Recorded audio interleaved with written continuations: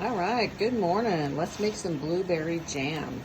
So I've got 2 quarts of blueberries on the stove heating up, and I've already added a 1/4 cup of water, and we're gonna add a 1/4 cup of lemon juice. And we're gonna start cooking that down.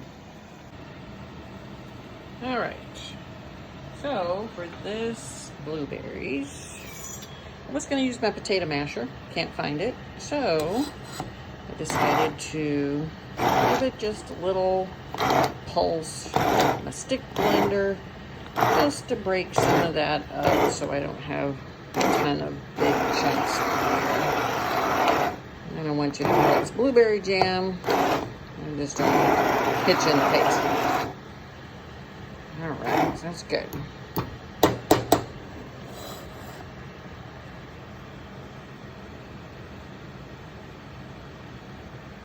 All right, so got those blueberries a little pureed a little bit, not completely, and we're gonna add 4 cups of sugar.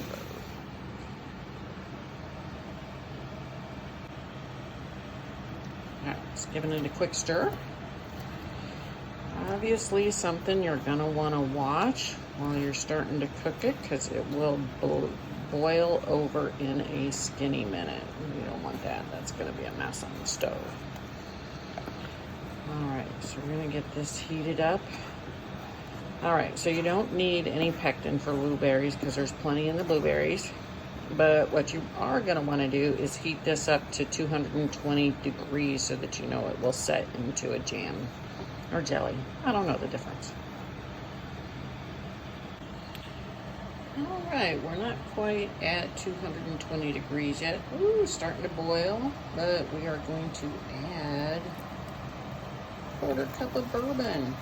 Look at that. Sorry about my videoing skills. Got to do this one-handed, you know. All right, keep stirring. When I get to 220, we'll go ahead and start pouring that into jars. Already got my jars sterilizing over here in my canner. And all right, got my jars all filled up, 1/4 inch head space. Gonna be cleaning them with some white vinegar. I've already checked the rims when I was washing them to make sure there were no dents or dings. Then I'll be putting the lids on, finger tight rings, and processing for 10 minutes in the water bath canner. All right, in the canner, gonna cover them with more water than that.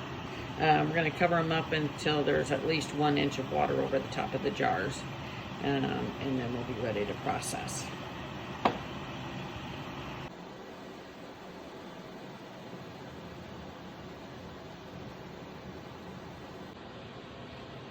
All right, I had 1 jar that wasn't quite full enough to process, so we'll just go ahead and use that now.